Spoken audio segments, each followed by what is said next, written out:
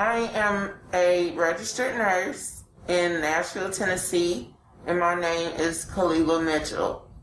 I'm reaching out to everyone about the COVID-19 vaccination.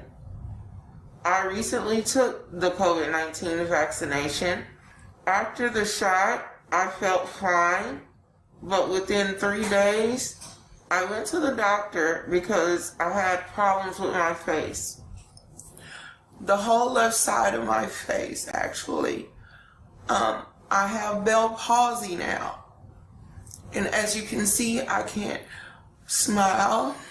I'm trying to smile. I'm just kind of embarrassed for it. But I just want everyone to know that I think this vaccination is the worst thing ever. And I would not give this to anybody, even my worst enemy. Please, America, they do not care about us. Do not take this vaccination. Gosh darn it, that's heartbreaking to watch. Now, to be clear, to understand here, this is the claim that she's making, okay? The point here is that we know that this has already occurred, and we know that this is possible based on the adverse events, and the idea that this is, and of course, to follow the idea of her saying that they don't care about you and so on, those are obviously her opinions. But the idea that we're being told that this is not something to consider, as they're telling us on the media, right? That you shouldn't even be paying attention to this. Here's why you shouldn't care about these obvious things that are in fact being shown to us happening. And that's, of course, to just ignore for the moment the numerous examples of this very government continuing to lie to us and test on us and trick us about vaccines, whether it's H1N1, 2009 or 1976 or anthrax or any number of examples of them continuing to do these kind of things where they do not tell you what's happening and then pretend like you're crazy for pointing out what actually happened. Now, all of that is the point is, guys, there's plenty of people out there who are telling you what they're seeing.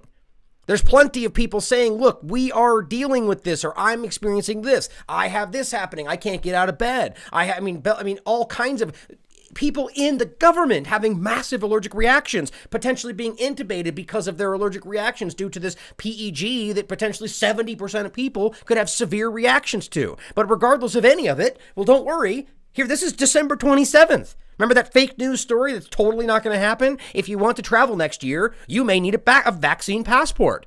You mean that totally fake news thing that's not supposed to exist, that we got censored for actually talking about? Like, do you not realize how incredible it is that we're staring at this as I have at least 3 or 4 videos that have been removed just for talking about the reality of vaccine passports? But now, because they're allowed to say it, okay, well, now it's real.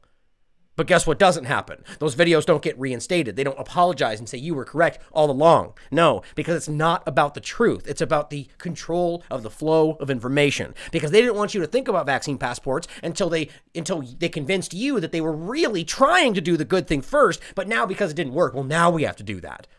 The truth is, this was the plan all along. That's what we need to see. They're telling us right here very clearly that this is coming, that they're telling you that this will be the future, the Common Pass app, the vaccine trust, or all these different things we continue to see. These have been built from the moment this started. There's no way that these things could not have been. And by the way, it's easy to look up. Most of these companies have been building these things before this all started. And people were resistant to it. Well, guess what? They're a little more open to it now. Just a happy coincidence, I guess.